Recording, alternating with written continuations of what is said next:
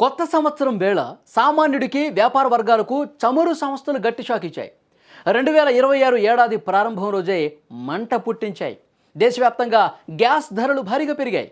ప్రతి నెల 1వ తేదీన జరిగే పెట్రోల్ ఉత్పత్తుల ధరల సమీక్షలో భాగంగా ఈరోజు గ్యాస్ ధరలను సవరిస్తూ ఆయిల్ కంపెనీలు సంచలన నిర్ణయం తీసుకున్నాయి.